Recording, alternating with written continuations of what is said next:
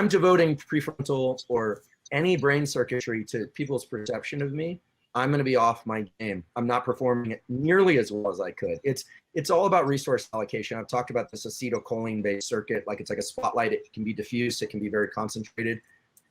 Everything that we're talking about here is really about being able to bring that focus of attention while learning the craft as tightly as possible and drop into that. And then the appropriate circuits will open up, and we talk, the whole flow circuitry will reveal itself. But if we're focusing a lot on how we're being perceived, it's really detrimental to that process. What does it take to do the impossible? What does it take to level up your game like never before? What does it take for individuals, organizations, for even institutions to achieve paradigm shifting? Nothing is ever the same again. Breakthroughs. Our mission is to decode the neurobiology of flow and cognitive peak performance. Access the minds of maverick scientists, groundbreaking innovators, and world-leading experts to understand what it takes to achieve ultimate human performance, so you can feel your best, perform your best, and accomplish your boldest goals. I'm your host, Rian Doris, and together with best-selling author Stephen Kotler, I present to you Flow Research Collective Radio.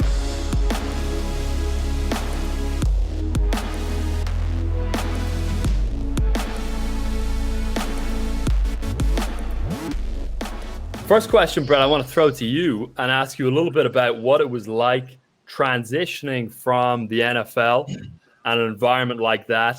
And I assume the experiences of flow and peak performance that are inevitable within that environment into business, into knowledge work. How was that transition? And how did you go about attempting to recreate flow experiences and achieve peak performance after being in a situation like NFL? Yeah, I appreciate the question, man. It was fucking hard, to be honest with you. There's nothing easy about playing in the NFL, doing the thing that you love the most in life, right? Get into the top of, and this is a statistic that, I used to say back when I was playing in the NFL. If you were a starter in the NFL, you were 1 in 32 people in the entire world that can do what you do, right? And so you go from that to now not having a quote unquote job, having to reinvent yourself, and then a loss of identity with ego wrapped all into that. I mean, it's terrible.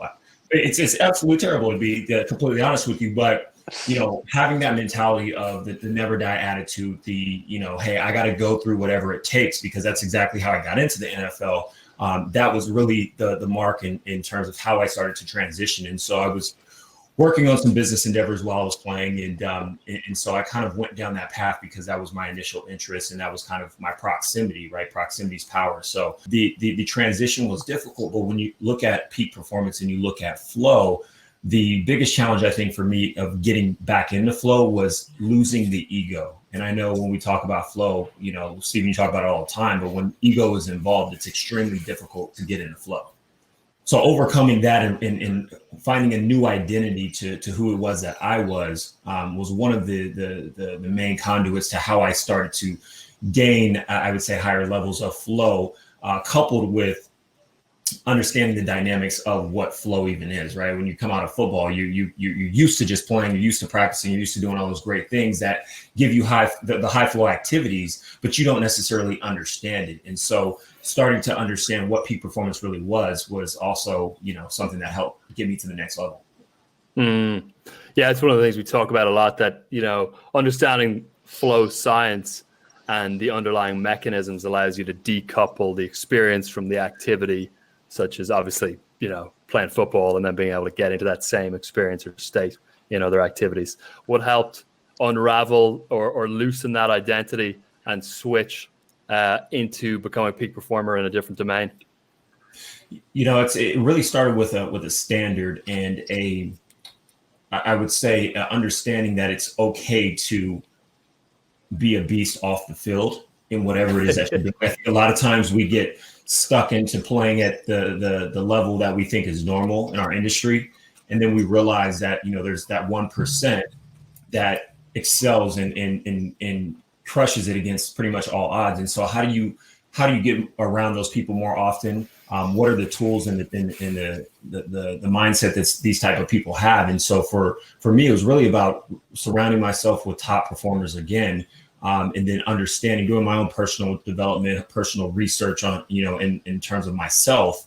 And then also understanding, when I started working with Steven, the challenge skills balance, right? Because certain times I would try to take on these huge astronomical, ventures, and I didn't have the skill set to be able to do so, right? And so you get lost in the weeds, things start to become overwhelming. You start dealing with stress and burnout, and then you look yourself in the mirror and you're like, do I even really like doing this, right? And do I really love what I'm doing?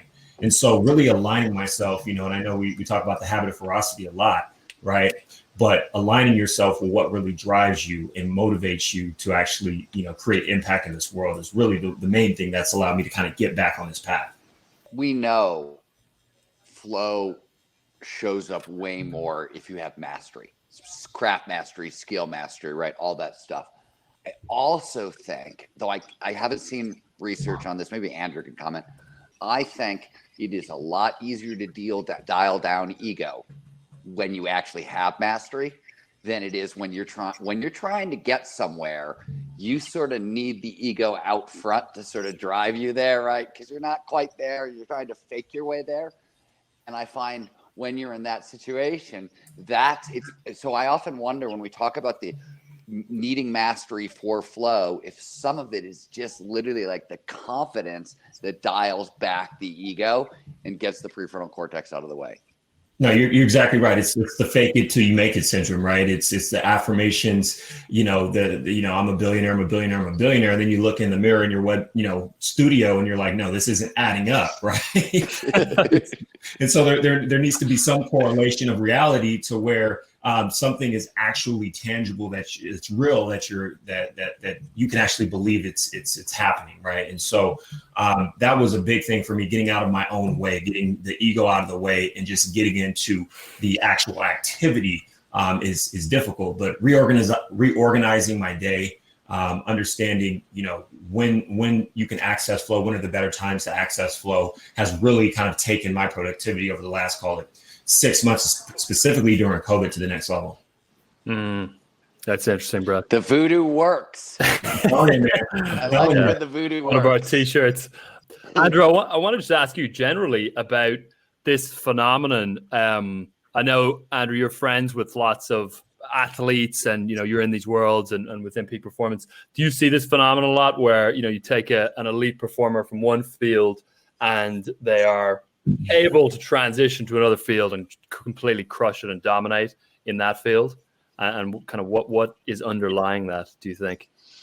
Yeah, it's rare in science, because people in science is one of those careers. I was told the day I got my lab, I was told 3 things, all by very prominent scientists. One of them said, "Congratulations, welcome to schizophrenia," because suddenly I'm managing people, I'm managing budgets, you're doing tons of things that you weren't really trained to do. So you get just thrown into the deep end of the pool of running what is essentially a small business. So in science, it's really sink or swim. And occasionally you'll come across a scientist who does something else really well, like a couple other things maybe, but usually no, especially for people who are just trying to manage a scientific career and a family. That's usually just a lot, more than enough.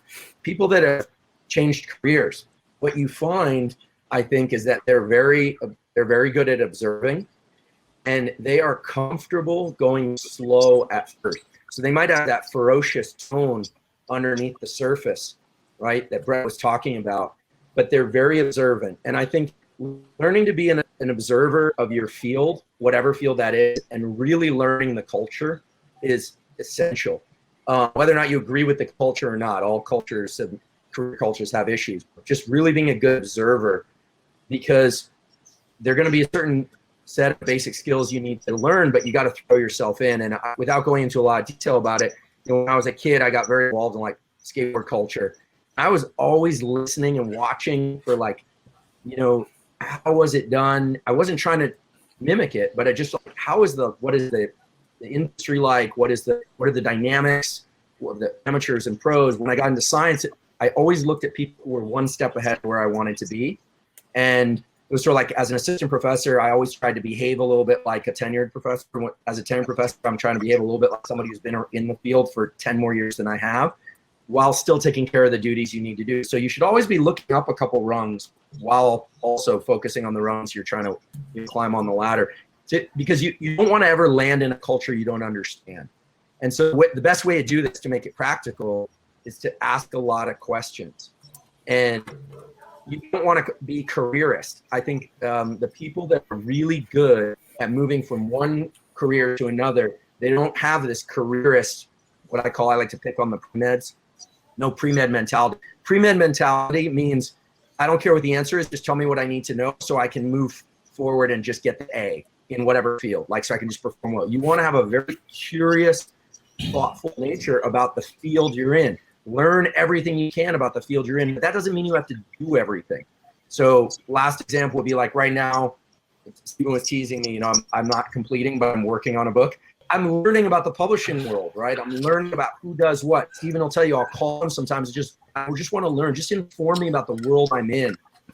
I don't see myself as an editor someday, but I want to know, what do they really do? Like, what's the mindset of the editor, so I can meet those demands better. So I think people that do well when to take expertise in one area and translate it to another, they're looking for the human universals that are present in every endeavor, and they're really trying to master their understanding in the field, but they are very focused in what they do. They don't try and play all those roles, but you really need to understand all those roles.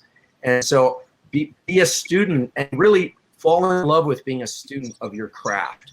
I think that's really that's what they all do. They fall in love with the study of whatever new endeavor they're in.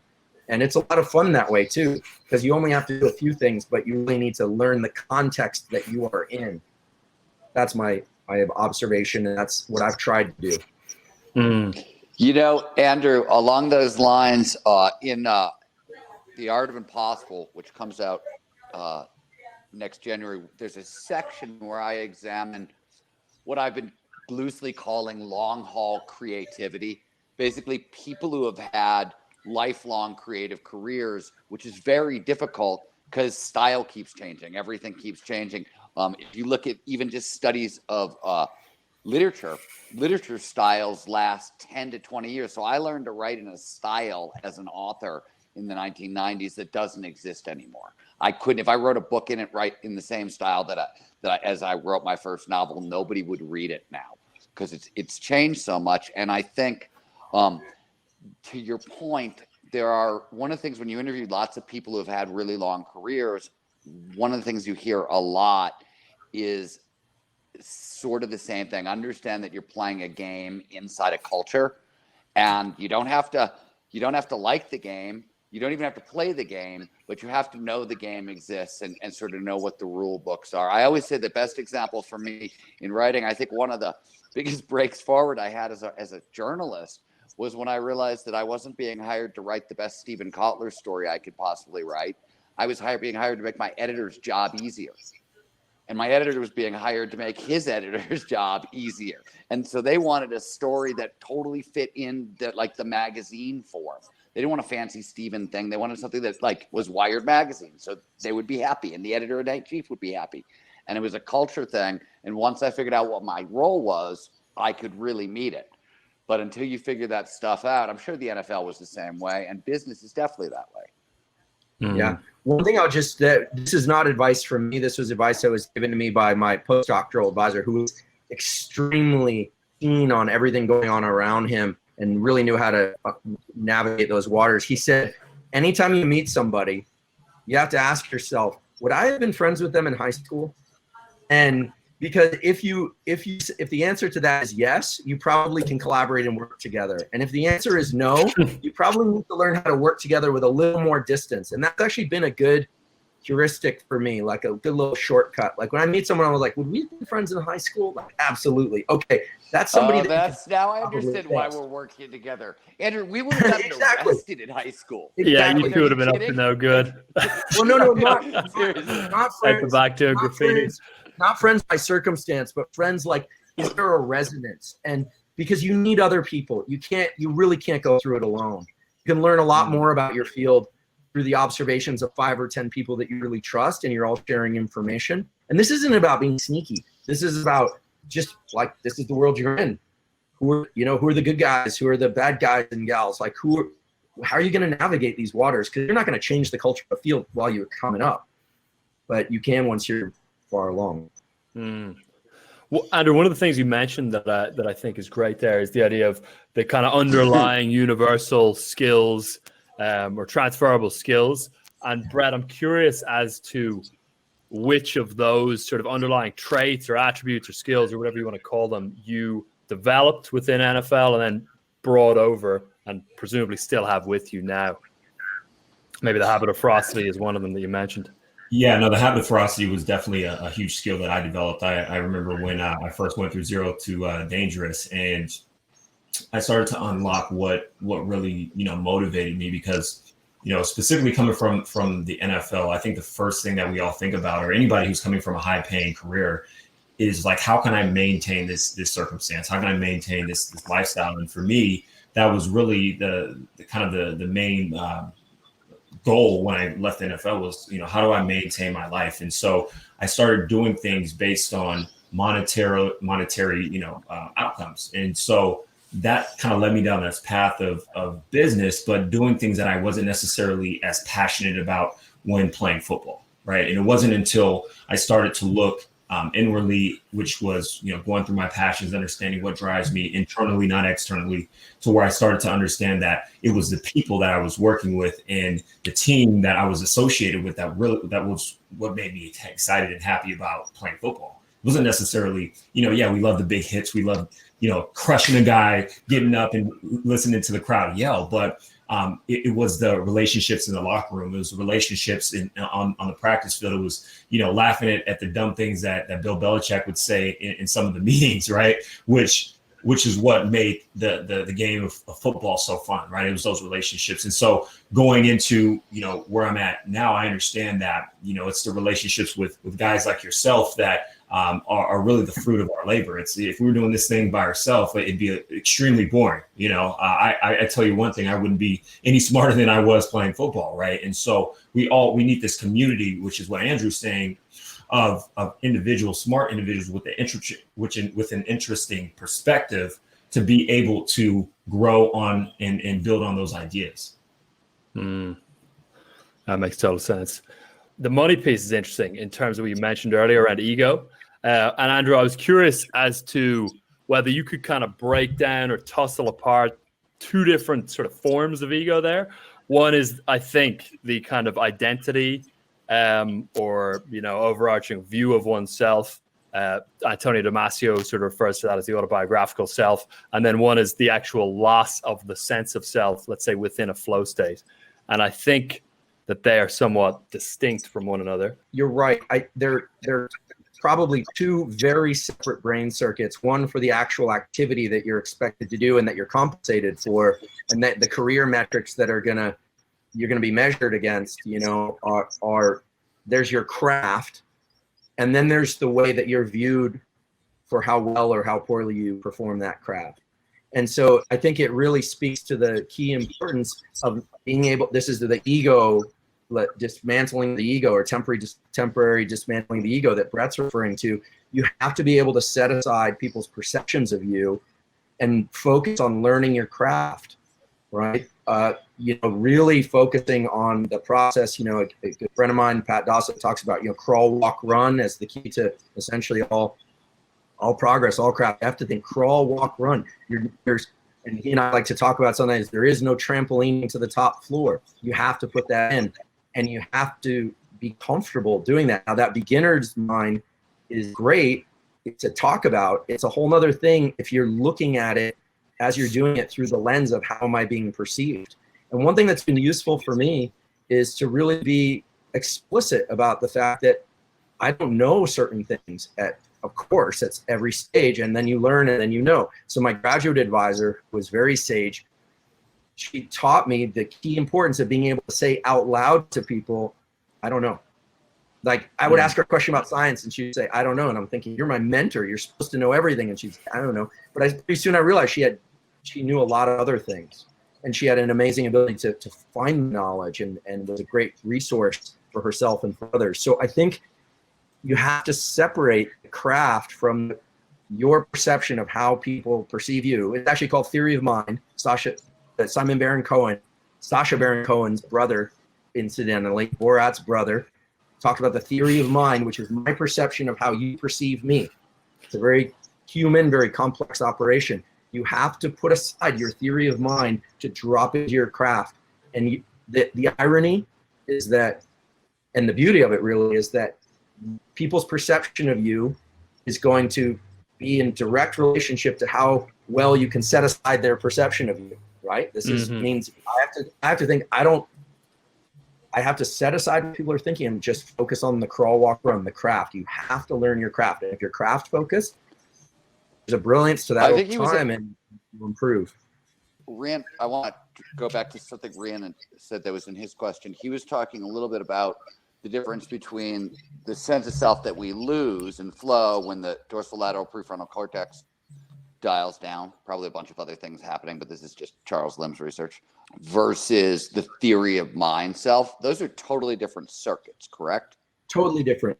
And if I'm devoting prefrontal or any brain circuitry to people's perception of me, I'm going to be off my game. I'm not performing it nearly as well as I could. It's all about resource allocation. I've talked about this acetylcholine-based circuit. Like it's like a spotlight. It can be diffuse. It can be very concentrated. You know, everything that we're talking about here is really about being able to bring that focus of attention while learning the craft as tightly as possible and drop into that. And then the appropriate circuits will open up, and we talk, you know, the whole flow circuitry will reveal itself. But if we're focusing a lot on how we're being perceived, it's really detrimental to that process. And this is the beauty of true creatives. When you see someone who really doesn't seem to care how other people are perceiving them, and they're really in craft, you tend to hop on their train and go with them, because it's their lack of self-consciousness is contagious. Now it's easier said than done. They all suffer from this. Many nights I go home repeating, like, should I said it that way? So many times now that I actually know that's part of the process. That's my decompress. That's my brain doing self-assessment, which is also healthy. So, Brett, I got a question for you, just going off the back of this. Do you feel that you were able to stay mainly craft focused when you were playing at the NFL? And if so, what kind of practices or tools or tips helped you stay craft focused rather than overly indexing on the perception of others when you're basically a demigod within the NFL, or perceived as that?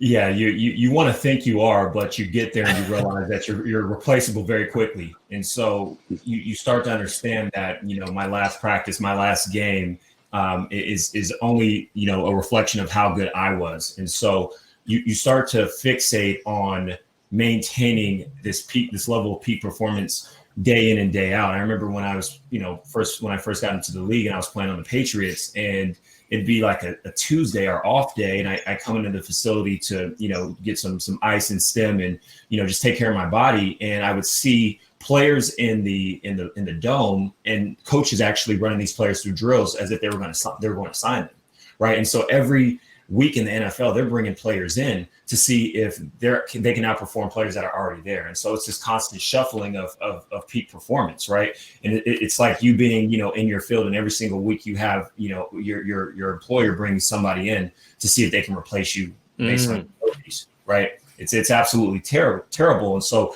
you understand that, one, you have to have the mentality that I'm better than everybody else, even if you aren't. And I know that's, you know, we talk about ego, and that's sometimes why athletes, and I think a lot of times why athletes fail when they go into their next venture, because they say, well, I was great at this one thing, I should be great at everything else, when that's not the case, right? We're talking about skills, right? The second thing that you start to realize is I have to start developing a competitive edge. I need to start understanding what can I do differently than everybody else to stay in this game. And when you look at what I was doing, I was constantly taking care of my body, constantly getting massages. I was getting 3 massages a week at one point to make sure that I could sustain, you know, the level of impact when you're taking these shots in the game.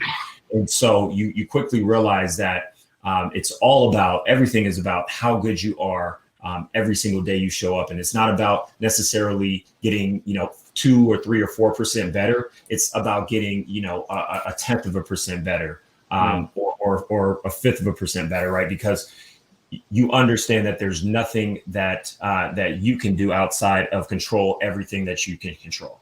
And that's the main thing, I think, when you're looking at top performers, is they focus on what they can control and they eliminate everything else.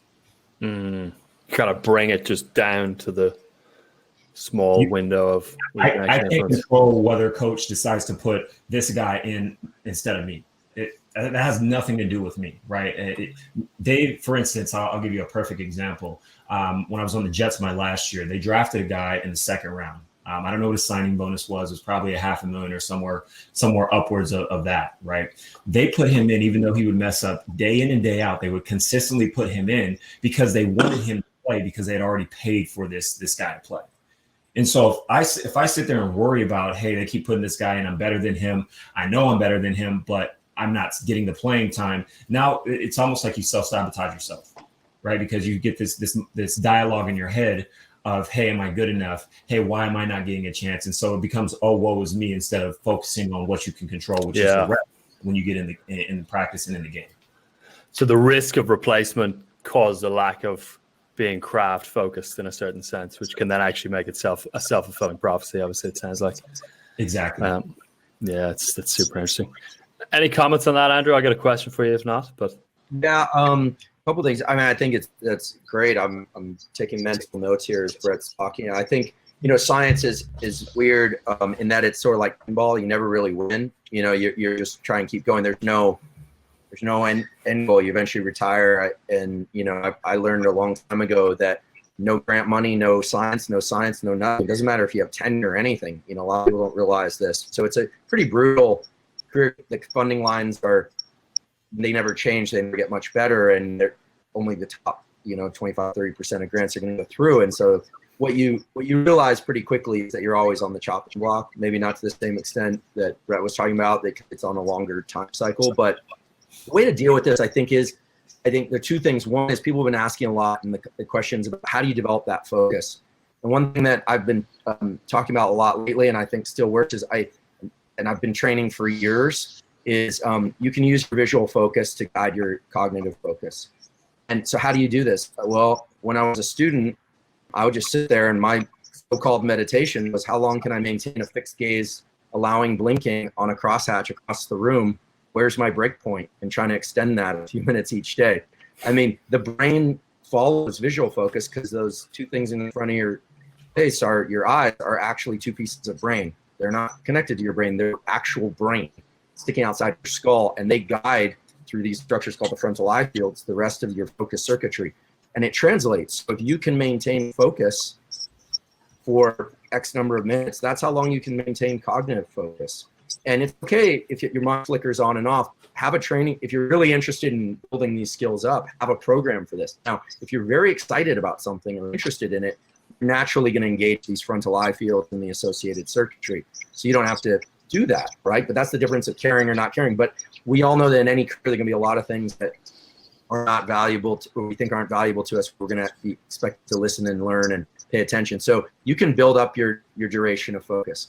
The other thing is learning to tolerate discomfort in that, because Steve and I have talked about this a lot before. Being able to tolerate high levels of agitation in your nervous system and not react to that is so valuable. This is why I think things like ice baths, cold showers, those are teaching you, they're giving you a physically safe wall that you hit, and you're seeing if you can extend past it. I never liked the last reps of a set example. I think it's a stupid example because it doesn't translate to what we're talking about.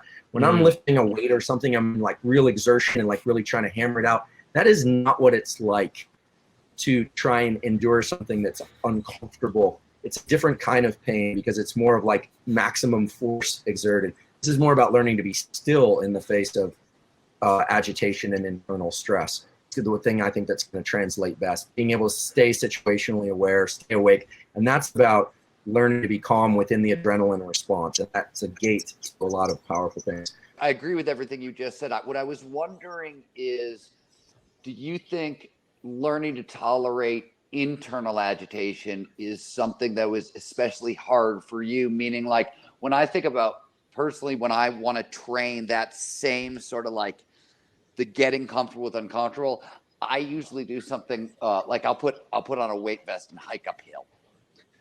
It's not a strength training workout in that. It's just a constant like uncomfortableness that I have to live with and continue to march through. Right. Because the weight example is an artificial, it's the one everyone defaults to, but it's not the right one in my opinion, because there's only a maximum amount of force you can provide and then you can't continue. Whereas when you're walking uphill with a weight vest or you're feeling discomfort in that burn, the quit reflex, we now know there's a paper published in Cell last year, not by my lab, showing that as an animal or human accumulates trials of something, eventually they quit because the level of norepinephrine, which is adrenaline, in the brainstem, not from the adrenals, in the brainstem, it's a certain threshold. And then the animal or person just quits. That's it. They quit. It's literally a quitting reflex in the brain. It's the I quit reflex. And so if you can learn to push past that or to stay calm and keep that level of noradrenaline or adrenaline below that threshold and continue in forward action, then you're doing something pretty remarkable. And you're building that threshold higher and higher, and it does translate. Remember, the beauty of Mother Nature is she built neural circuits that are very generic, so they could apply to any situation where this agitation is coming into play. One practice I haven't done, but again, I'll reference Pat Dossett. He told me about this. I think it's called the hour of pain, where you're supposed to sit in a contorted position for an hour and just endure that. I've been very curious to try that. I'm curious if anyone's tried it. I think it's called the hour of pain. But that's one that, I think, again, all you have to do is just move, right? That would relieve that. But so there's a translation across these different domains. And look, Brett is an elite athlete, right? And so the way he was talking about taking these scenarios from football and just conceptualizing them and translating them, that to me really speaks to the cognitive component, that we can use our thinking brain too to say, this is just like the discomfort of not knowing if I'm going to get, second stringed or, sorry, I'm using the wrong nomenclature here. And you can translate that to anything. So thinking about your craft is really key, and really understanding it to being able to do that translation. It's not just all physical. Andrew, I have a question about that. How important are goals? Because a lot of times we get stuck on our craft and we're getting locked in on maybe understanding, one component about it, but we lose focus of the larger goal, or maybe we don't even have a goal. It's just like, hey, we're learning this. Yeah, I can relate to that because, I often forget, like when people say, like, what's the big mission? What are you really trying to do, Andrew? A lot of times I'm like, well, okay, let's try. I want to publish this. Like, I'm very like incremental goals. And so the goal, defining those big goals is key. I'm a big believer in setting those internal rewards and those milestones that are closer in. This is I believe if there is a secret sauce to high performance, it's understanding crawl, walk, run is non-negotiable. Just don't even try and beat that. You won't. Not with a device, not with anything, not with a supplement, nothing. Can you break that down a little more, Andrew? Crawl, walk, run. Crawl, walk, run, I'm borrowing again. I think I'm quoting Pat a lot, maybe because we've been spending a lot of time together recently, but he's a former Navy SEAL, is now in the business sector. But he talks about crawl, walk, run. When you look at communities of people that do incredible things, there's this kind of perception that they're superhuman, but all of that is built up on gradual accumulation of new skills, layering down a foundation that is like paper thin, until eventually it's building high. But there's no trampolining to the top. It's crawl, then walk, run, everything. Now, what you were asking, Brett, in terms of setting goals, the key is every time you lay down a thin layer of foundation that you get some level of mastery. I'm a big believer in tickling that dopamine circuit so that what you're actually rewarding is setting those milestones, or what we sometimes call moving the horizon. Pat and I in those discussions, moving the horizon. So you're trying to build up incrementally, and if you're thinking about the degree or the Super Bowl ring or the giant payday or the things you're gonna get, that's the wrong way to think about it. The right way to think about it is small goals, but reward them. Like, okay, I'm grabbing rungs.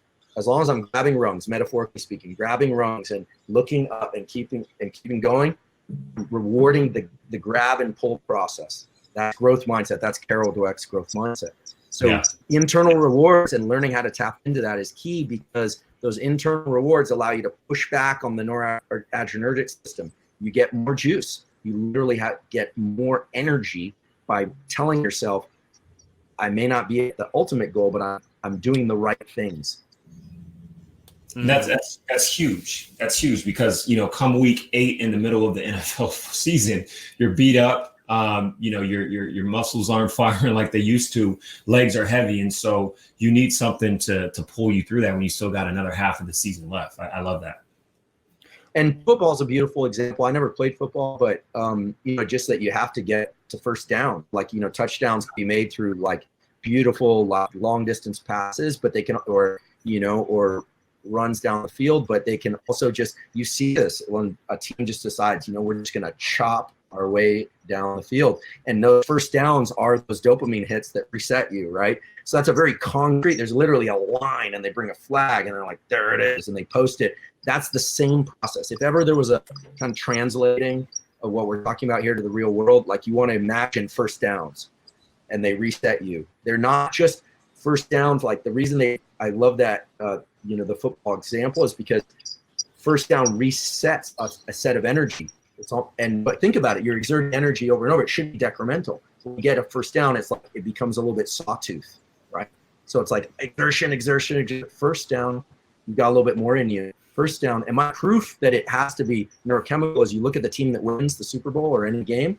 Both teams have been grinding the entire time. What happens to the team that wins? They've got energy to jump around like crazy. There must have been something in the reserve tank. Andrew, this is an open question. Goal setting theory, I asked this in the questions. You want to have 3 levels of goals, right? You want your mission statement for your life goals. Then you want what are called high hard goals, right? Mission statement is, I want to be the greatest author in history. High hard goals are, I want to write this book. And then you need your clear goals, which are what Andrew's been really talking about, right? Your first downs, your daily process goals, the things that give you little bits of dopamine, drive you forward. One of the questions I've been toying with is there another layer in there that is useful that hasn't sort of showed up? And I've also been wondering, maybe this is a question for you, Andrew, in thinking about how we set goals. I've been playing with, instead of, like, we talk a lot about process goals. I don't want to write a chapter. I don't want to finish a chapter. I want to write 500 words kind of thing, right? Which keeps you focused on your craft. But I've also been toying with adding in how I want the thing that I'm trying to accomplish to make me feel, to see if that's even more motivating. That's what I've been playing with. I think that the goals that you can't really shoot for, but that you have to just trust will show up as you go for these more incremental goals. Let's call them first downs. The cool thing is there are these additional dopamine hits that are actually far more powerful and start amplifying you. And you should never focus on these outright, but they'll come to you if you're in your craft and you're a student of your craft, is relationships you're going to form while doing first down, dopamine hit, small win, next play. If you are doing that and you're doing it in a way that's supportive of the people around you, and you're a good listener and you lend support in a genuine way, I don't care what field you're on, a football field or the scientific field or business. The relationships that form around that, everybody, I've got friends who are Nobel Prize winners will say it was all about the relationships, but not like that's what they were trying to attain. That's like it's almost like there's like a dopamine plus that is the social bonds and the connections that you feel. And it's amplifying, because then the next time you walk out on the field and you see those people, it's a felt thing. And the field, again, metaphorically, it might be football, might be something else. And you're like, you feel secure, you get a boost. And those relationships are everything. I'm telling you, because there comes a day when Andrew, those first downs don't come. Those are important. Do you think those relationships, if you look into the purpose literature, you see passion conveys a lot of advantages, predominantly in and around dopamine and focus, as you might imagine, and a little bit of flow. When you turn passion into purpose, you get a whole bunch of other stuff that doesn't normally show up. And a lot of it seems to relate to the fact that you're getting a hell of a lot of more social. Purpose involves other people. By definition, purpose is something outside yourself. It involves other people. and it seems to give you more. You said earlier you think it's all neurochemical. Is that added drive you're talking about? It's not really dopamine, it's all the other social neurochemicals. Yeah.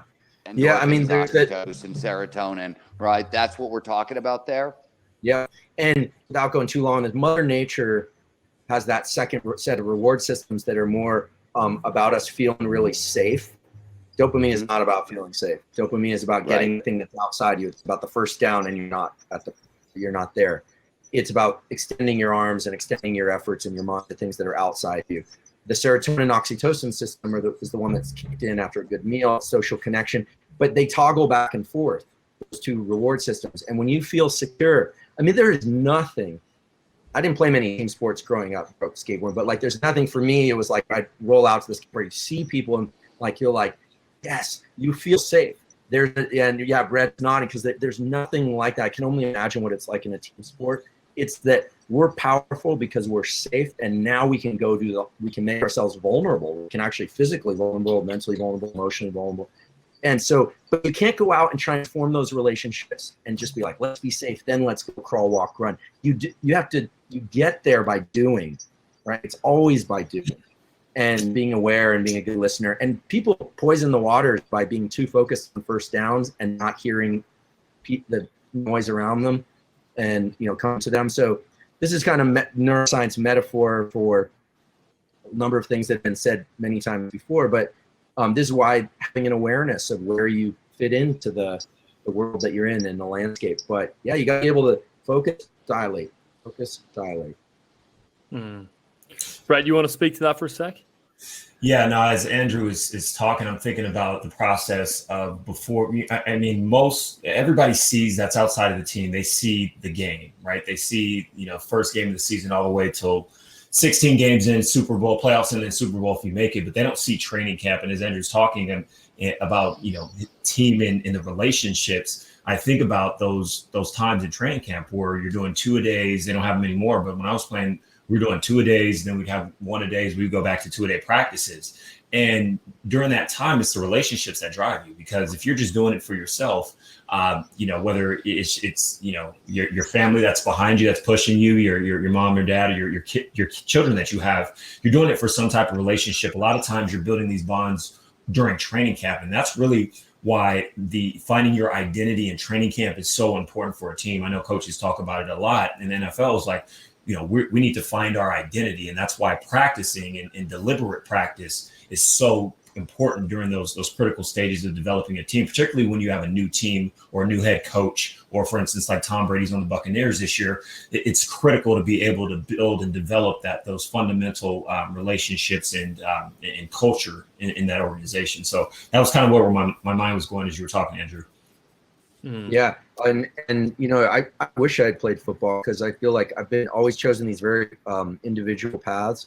And in lab, so when I was a postdoc, 25 of us in this lab, super cutthroat. There were literally physical fights in the hallway of the lab next door. I won't name the lab, Nobel Prize winning lab, like literally physical fights. I had to go out there and separate them. Separating scientists usually isn't too tough. So like crazy stuff, because it's such a pressure cooker.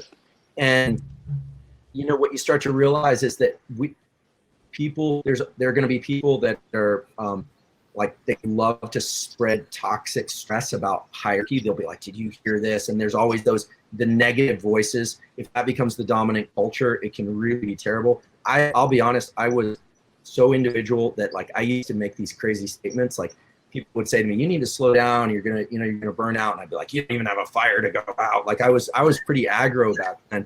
And I started to realize this is going to cost me, because I'd go into my lab and there are all these people, then not my lab, but back then I was in someone else's lab training. And how about this? When you walk into an environment, you should ask yourself, does my adrenaline level go up, or do I feel safe? And I used to think, if you ever have a conflict with somebody at work and you both sit down and you're like, oh God, I try to do your work, it takes you off your game. And so learning how to work out relationships when there's stress and conflict is really important. Obviously, physical altercations, bad, especially in the world I'm in, that's not allowed. So learning how to smooth that and loosen it's the only way you're going to be able to progress for a long period of time. People that really isolate themselves in high-performing environments, I don't care how good they are, sooner or later, they're on the chopping block. that you can't do well. So even in non-team format, there's a team component. And anytime you go in like for a job interview or something, you can feel that adrenaline rush. How am I being perceived? How am I being perceived? That's normal. Learning quickly how to make those relationships and focus on your craft, doing your work. That's the way to, when we talk about dilate, contract, those are the major skills. Focus on your craft, learn the context you're in, form real friendships, real connections, and support each other. And I haven't seen anyone do those things and not flourish. It's when you're super focused and you pay attention to anyone else, or you get these people that are like all about the social relationships, but they don't grind.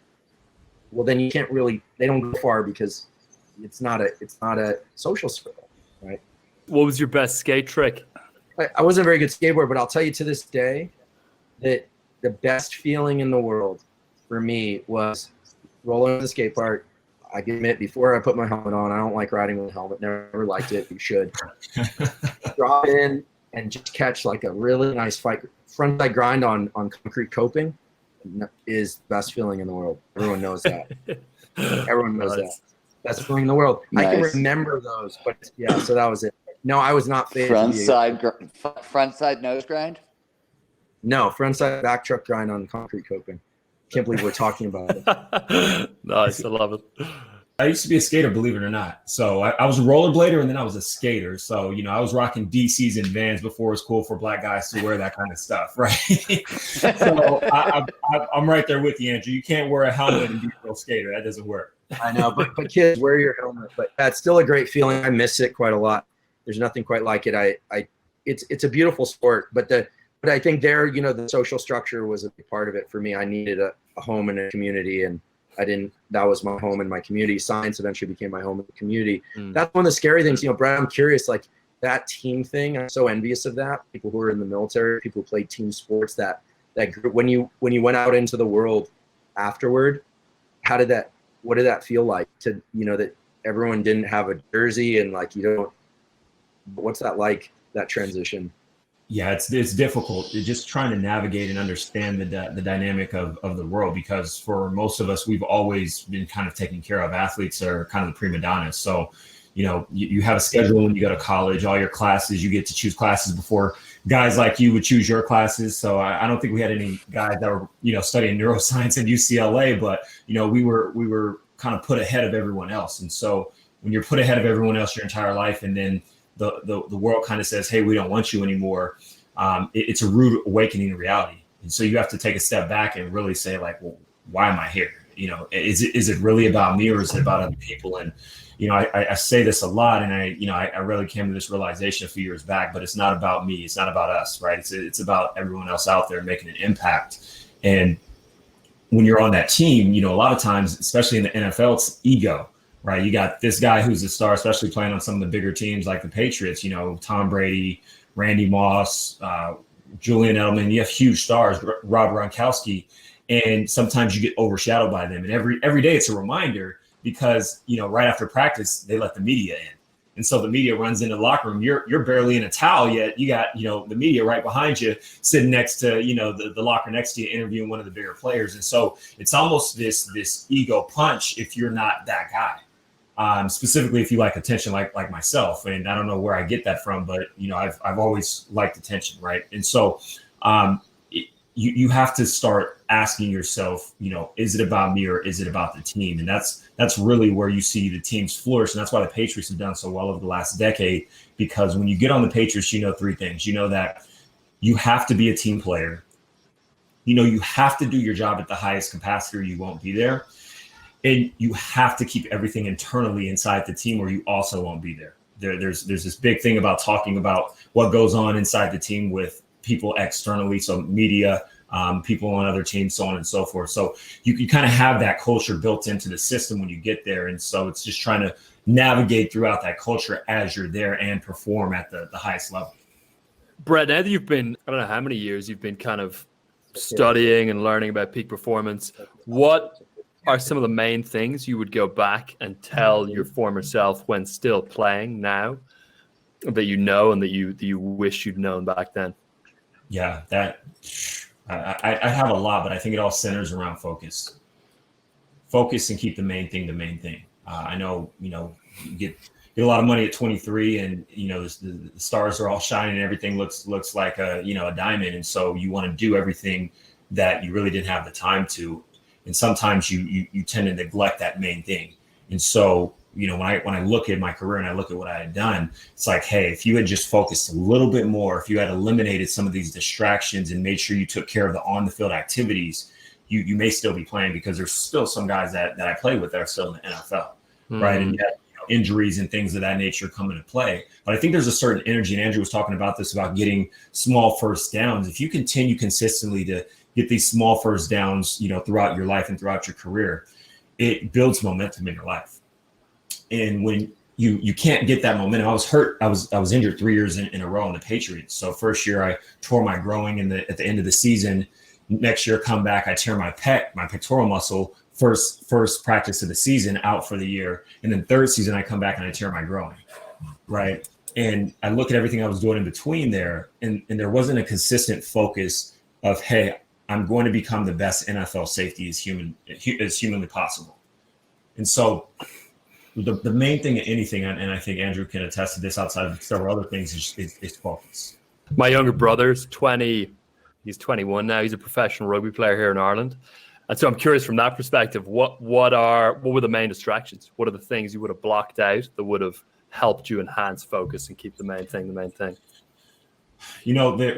There's a component of being an athlete to where you're not just an athlete, but you're also a brand, and you start dealing with sponsorships and wanting to have someone manage you and trying to do those type of things. And sometimes that can get in the way of performing at your ultimate height. And so being able to delegate, being a master delegator and finding the right team is crucial to your success immediately. Finding the right team in terms of professionals who can help you take care of your body, whether it's a masseuse, Tom Brady. The reason why Tom Brady is played for the last 20 years, there's a guy named Alex, and I forget his last name, but Alex is his kind of masseuse. He runs his company called TB12 right now, which is a supplement company. But Alex has been taking care of his body pretty much his entire career. And I truly believe it's one of the reasons Tom is still able to play outside of a little bit of luck. But he has a team of professionals that are constantly around him. Also habits and routines. I don't think I really had a habit. Some days would be a little bit different. But just having that routine that you constantly stick to, and finding ways to tweak it so that it doesn't get mundane and you still get those dopamine hits, particularly going into games.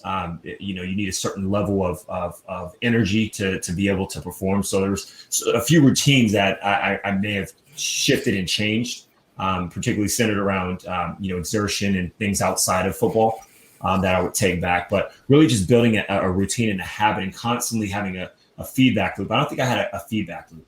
That was the big thing. It was like you kind of go through it, you do it, and the feedback loop was whether you played well or you didn't play well, but you didn't have a feedback loop of what you did during that week. But like I didn't take a look back and say, okay, what did I do this past week that led to me playing the way that I did? Right. So more reflection, which is tough for at that age, I imagine. Andrew, you were going to mention something there. I want to say just a couple of things before I log off here. First of all, thanks for having me on. It's always a delight. I'd be happy to come on and talk more anytime these guys invite me. Second of all, it's an honor to talk alongside you, Brett, and to learn. I think the football example really works. And the first downs, I just want to make one point, which is that first down is dynamic. You get to control where that first down is. It's not, they aren't fixed line in the regime that we're talking about. We're exporting to the real world. And with that, I apologize for having to log off. So thank you. And continue. Thanks, boss. Thank you, Andrew. You're rock star. Appreciate it. Yeah. Bro, I wanted to ask you there, and it's interesting you mentioned feedback already, but what does the NFL get right in terms of flow triggers, and what do you think you could have benefited more from in terms of flow triggers? And then off the back of that, what were some of the biggest flow blockers that you had to overcome and work around? Yeah, the big thing with the NFL is they help give you, I would say, individual flow triggers, novelty. Each week is a little bit different. Obviously, you're playing a different team, so we have a new game plan. We have new installations for that game plan. There's new key players that we're focusing on and targeting from stopping that week. So you get that novelty from day to day. The risk reward is extremely high. The difference between you going in to make a tackle and you going in to try to intercept the ball or go block a ball is huge, right? One is, hey, I can secure the tackle and we can line up and do it again. The other one is, hey, I take a risk because I think I can get this ball. And if I miss this ball, this guy may go score a touchdown and we can possibly lose this game. And so there's a huge unpredictability factor in that. And then you also get an immediate feedback to where you're like, hey, that didn't work. I probably shouldn't go in and hit this 250-pound guy that hard again because I'm feeling it in my head. So there's that, right? And then the goals can't be more clear when you're talking about individual flow triggers. There's a very clear goal. It's win. Point play period. It's win or you will not be there. And so I think those are some of the main ones. You could also talk about the autonomy. Even though you have a team sport, there's this huge autonomy factor that each position has to play their part. There's 11 guys on the football field on each side of the ball. 10 guys can do their job precisely. They can crush it. One guy does not do his job the proper way, and it can be the difference between a stop or a touchdown. Right. And so that it's critical to have that. There's also a huge challenge kind of skill balance ratio every single week. And you get to find out very, very quickly who's better when you're going against the next team. So those are some of like the more of the I would say the individual triggers, but more of the group triggers. I would say complete concentration is by far I would say the highest in group, just because you have to be locked in completely when you're on that field. As soon as you hop on that field, you're looking for the play call from the sideline, from the coach. You're talking to your teammates. You're making sure all the checks and everyone's aligned, and then you're locked in on what's about to happen. Brett, let me ask you a question. What do you do after play one, play two? It's very clear, especially less clear if you're a safety, probably more if you're a cornerback, but the guy you're going to be lined up across from is just better. And it one or two plays in. How do you even stay in and stay competitive there? And B, is flow even possible in that situation? That's a great question, Stephen. So flow becomes extremely difficult when you're skeptical or you're fearful, because essentially if you're not confident, it's fear. Right. It's fear that this guy's better than me. It's fear that this guy is going to beat me, or I'm not going to be able to hold up my role. And so it becomes very difficult to succeed. But where in football that changes, the dynamics change as opposed to in real life, is that throughout that entire week previously before the game, we would game plan against that. So for instance, if there was a discrepancy on the field, we would put that person in position. The coach's role is to be able to put a guy in position to succeed. And if we don't do that, if the coach doesn't do that, that's a fail. And so if there's a guy that we're playing against in the NFL, and let's just say it's Odell Beckham, I think everybody kind of knows who he is.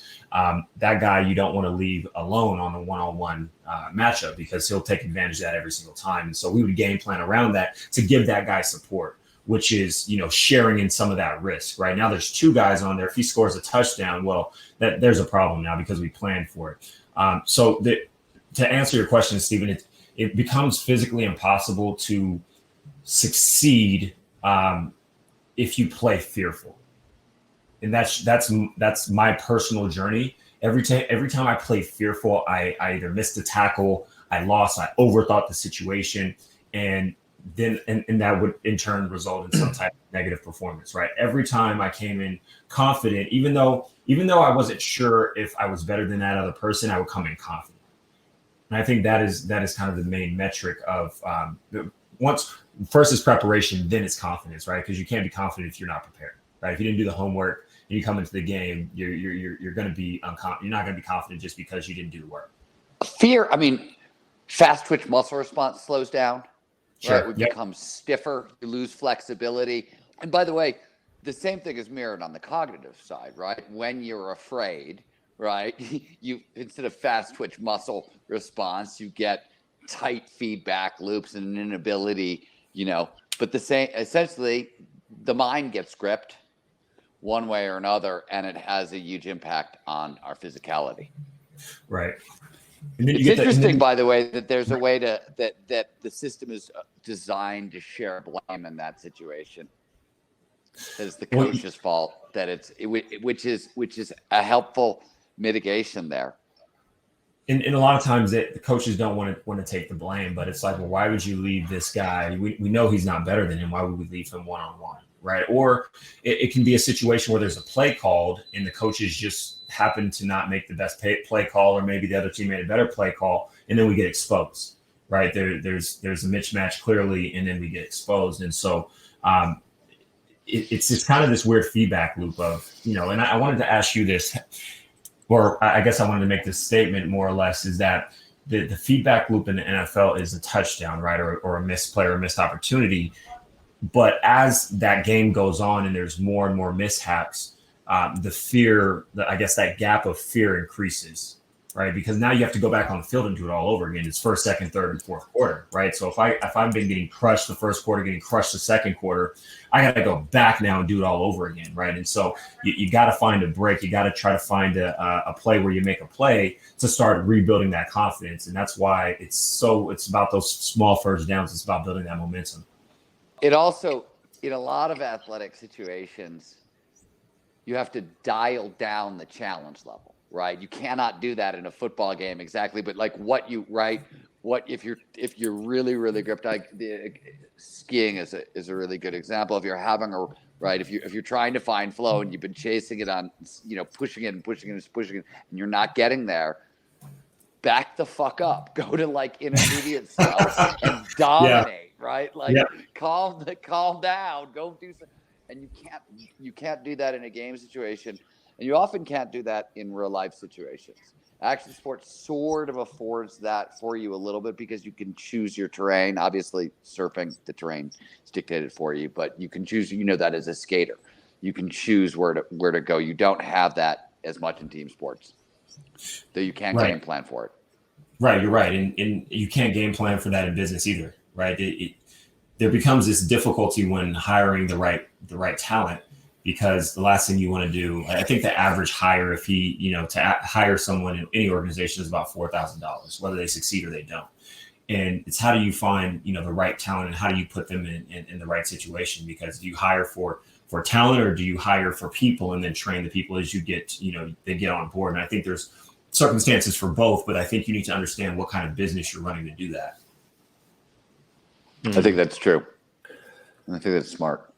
Brett, in terms of flow blockers, did you find at any point cognitive load being a challenge, whether it was remembering drills, actions, and having an excessive amount of information you're trying to hold? Yes. Simplicity is intelligence, right? And when you look at, game plans, we would put in, sometimes we would overload that week in game plans, and you would see a lot of mental errors on the football field. I'm not going to say that I think everybody's smart in their own right, but certain people shouldn't be put in certain situations where they have to think past their current level of abilities to challenge skills balance. But there would be times where we would put too much into a game plan, and then after that first quarter or first half, coach just throws that out of the game plan and goes back to the basics. And sometimes we tend to overthink, or I would say complicate situations, when sometimes we should stick with the thing that's made us good in the first place. So that definitely happens. Not as much in drills, because by the time you're in the NFL, cognitively you've been doing that same thing over and over and over. You're talking about playing football from 9. I played football starting at 9 all the way till 23 when I was in the NFL. So I had about give or take 12 to 13 years of experience. By that time, I can run backwards faster than most people can run forwards, right? So you start the I would say the physical doesn't become the difficult part; it's the mental. Mm-hmm.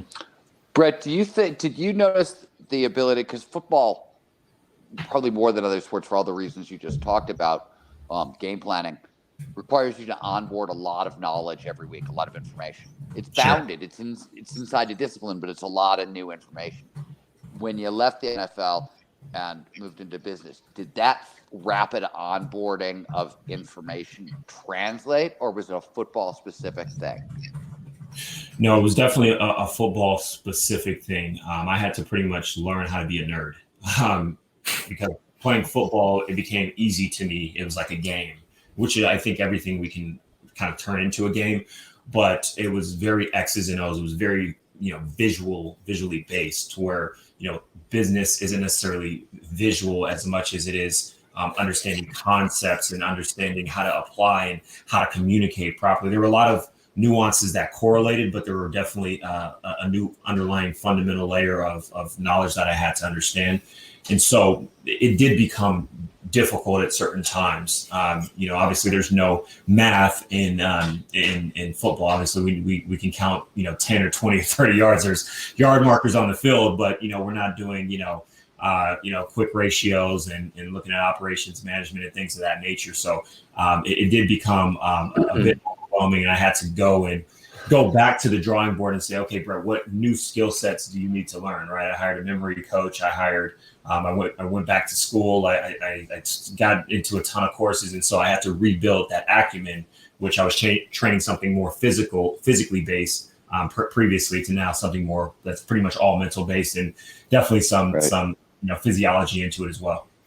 Brett, what did you learn from Tom Brady about being in flow?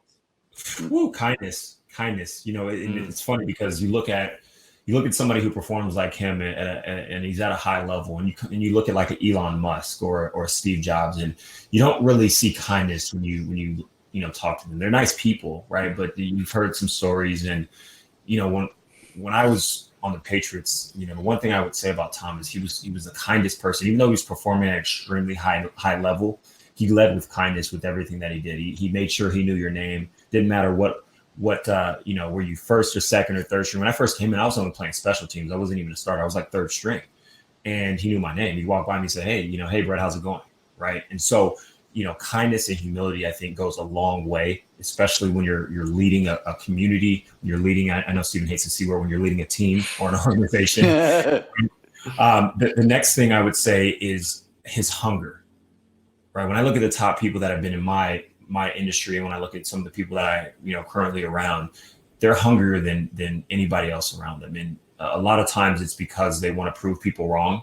And I think that can be, that's something that is a much deeper conversation, but finding what makes you tick and what makes you hungry to get up every single day and do the same thing over and over and over, because it's easy to start it. It becomes very, very difficult to start to finish it when things get mundane and, adversity slaps you in the face, because it definitely will. And so when that happens, how can you push through that? And so Tom is a great example of that, just leading with humility. He's a hungry individual. He's built habits on a daily basis. I don't know if you've seen Tom versus Time, but in it shows his daily routines where he wakes up same time, eats the same thing for breakfast, goes and watches film, and he's a master of his craft. And I know we've spoken about that. Andrew talked about that before he left, but becoming a master of what it is that you do, which is just through deliberate practice and having that feedback loop, which is just getting small first downs and figuring out how you can do it a little bit better the next time. There's a Tom Brady quote I love, which is, if you want to compete against me, you better be willing to give up your life, because I'm giving up mine. And everybody hears that and thinks it's like, oh, I'm gonna, what he's really talking about is I've got my fucking habits. I am gonna, every minute of every day is gonna go towards me being better. And that I relate to that comment so much, and I like that comment so much, and I think it's so true about top peak performers. Peak performance is always a checklist, but being able to hit that checklist every single day for weeks and years, on end, to actually kind of get where you want to go. That, to me, right, that's why you sort of need that habit of ferocity. It's so funny, the ferocity isn't about aggression, right? It's about the ability to just attack every day and not let the boredom and the mendacity of it swallow you sometimes. Which is one of the difficult parts. It's the most difficult part. It's waking up and doing the same thing every single day. We know, in training camp or just in the off season, right? You're working out 4 times a week. Nobody's telling you, this is the crazy thing. Nobody tells you have to work out in the off season in the NFL, right? You don't have a coach next to you. You don't have a trainer that's, positioned to you in your certain state or city when you go back home. You have to wake up every single day and go out and train, either hire a trainer or do it yourself. Most people, if you're smart, you'll hire a trainer, right? You don't want to do it yourself. But there's a lot of guys that don't, and you see those guys fail during the season because they weren't working. They weren't doing the quote unquote things that were a necessity to succeed in the off season. Yeah, it makes total sense. That kind of monk-like discipline is key. Huge. Does sports team flow and skills acquired, such as improv or creativity, transfer to group flow for groups developing creative ideas, presumably within business? In other words, does the group flow from the football field translate to the group flow of the business world, do you think? I do. I think that there's definitely triggers inside of both. I think that the shared risk component, when you succeed, it goes up, and I think the team becomes better. I think one big play can change an entire game, and it takes that one person to go above and beyond what they normally could do to make that one play, or just capitalize on the opportunity when it comes their way. And I think it's the same way when looking at business and in teams. Sometimes, especially in groups, whether it's project management or some other group aspect, you have, kind of the group dynamic, how, one person leads the group and everybody maybe follows, and then you have the small little roles inside that group. But it takes one person to step up and say something that somebody else may not have said that can completely change the way that group functions, or one person to maybe throw out an idea that no one was really thinking about, but then it builds upon another idea, and that group now becomes more dynamic because of that communication. And that's obviously a main factor in group flow, is open communication to where it's not frowned upon. And when you look at organizations, top organizations that have open communication usually do much better than those that don't. Mm-hmm. How do you deal with negative feedback? I gotta, I guess, expand on that question. So is it negative feedback in terms of, constructive criticism, or is it, negative feedback like you suck, right? Those are two different things. Let's start with you suck. You suck is more of a, you got to look at who's telling you that, right? Is it your teammate saying you suck that wants your position? A jealous, employee that's telling you suck to put you down so that you perform at a level lower than them? Or is it a coach that's a tough coach or we obviously shouldn't say you suck in the workplace, but a tough adversary that's telling you, hey, I know you can perform better. You need to step it up, right? And I look at that as constructive criticism. Anybody who's telling you, hey, I know you do better work than this. I know I expect better from you. I know you perform much higher than what you've been doing. What's the problem? I think a good leader is going to come to you and say, hey, I understand there's I know this is COVID. I understand there's been some circumstances where you're not performing at the level which I know you've been performing. How can I help you? Right? How can I be of service? How can I make you a little bit better? How can we make you a little bit more comfortable to where you can perform in this role? Because we like you, we want you around, we want you to succeed. I think those conversations are very different than, hey, you suck, right? And sometimes you have to look at the person and say, is this person someone that I really want in my life? And if it's something that you have to tolerate, well, we have to work our way around that and figure out what the best solution is to approach the situation. Mm-hmm. What's the biggest leadership lesson you learned in sport that you apply now or try to apply now? I would say day one leadership, which is leading with yourself every day. And then also being a leader in terms of knowing that you're not the best at everything and being comfortable with that. I think some of the best people that I've been around that lead organizations and teams understand that they're not great at everything, but they are great at that one thing, and they compensate on the things that they're not great at. I know we just talked about Tom Brady, and I don't want to keep referencing him, but we know Tom Brady is very slow. That guy, I know linemen that are faster than Tom Brady, to put it in perspective, right? But he doesn't try to run the ball. He will if he has to, if it's a last resort, but he relies on everything else. He relies on his offensive line. That is one of the best offensive lines in the NFL to block, right? He relies on his arm. He relies on his receivers to get open. And so understanding that you're not great at everything is okay. But I would say the main thing is leading yourself to a victory. And it starts with every day waking up and doing the things that you're supposed to do, right? Securing your oxygen mask first before you secure anybody else's, because you can't lead anybody until you can lead yourself. Love that. One more rapid fire one, and then I just want to do some parting words. Can you give a little breakdown of your daily habits and routines now versus 10 years ago?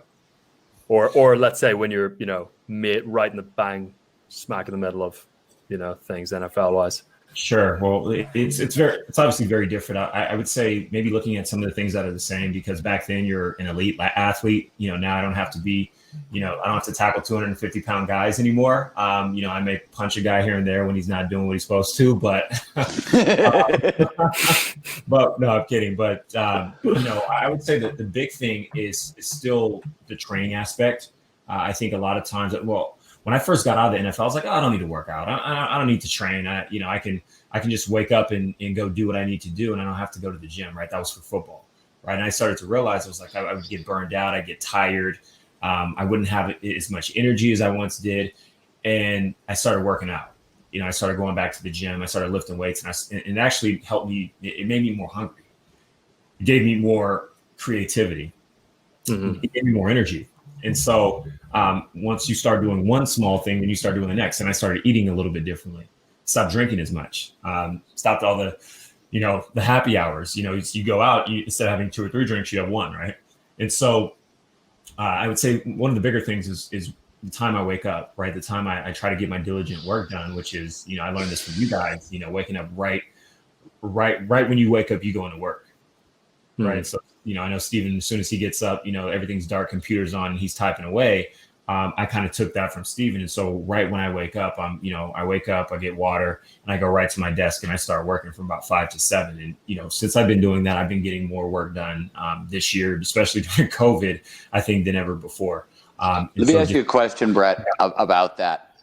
There's no outside world, right? You're on that when you go from like bed to desk and right into work, right? One of the biggest things is you're not checking yourself. You're not getting anything that's going to mess with your emotions. Your emotions are not getting involved. They're just neutral, and you're sort of like sleepwalking, and you sort of wake up and you're like, oh, I'm working. Oh, okay. This is what I'll do. And I think that sort of like, it's such a small thing, but like, especially times like COVID, have it media fasting, just saying, hey, for this little period of time, I'm not going to have an emotional reaction, because the minute you're doing that, you're burning so much more energy, and it's taking away the focus of the writing. And I think that like that little emotional component, I think, is so important to that habit, routine, whatever. I want to buy a noun. No, you're right, Steven. I mean, it's been critical to my success this year, is being able to work and not get into the ego, because, specifically, me being an athlete, I've always had a challenge with, hey, are you smart enough to do this? And, that's come with some of the confidence issues that I would have, the conversations that I have in my head. And you don't have those conversations at 4:30, 5 o'clock in the morning, because your brain, you're not awake to even have those conversations yet. You're jumping into it, and you're just like, okay, wow, okay. And then you're actually into that task. It's also, I think that's interesting about this is important. We know this. There's just so much data. You wake up in the worst mood you're going to be in all day. Like you will, like that first hour and a half, whatever, your mood is actually still depressed, right, from sleep.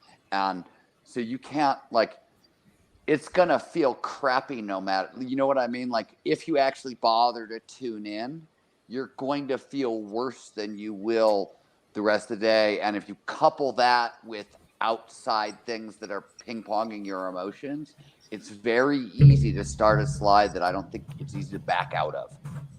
Sure. And that's why, is exactly why I don't talk to anybody before then. I don't check my phone. I don't check my emails. If I do any of that stuff, I'll do it from time to time if something's pressing, and then I'll go down that rabbit hole and I'll look at something I wasn't supposed to look at. And then now as I'm working, I'm thinking about handling that task, and I can't work.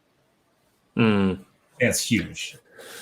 Brett, I know you got to bounce, and we're over the time.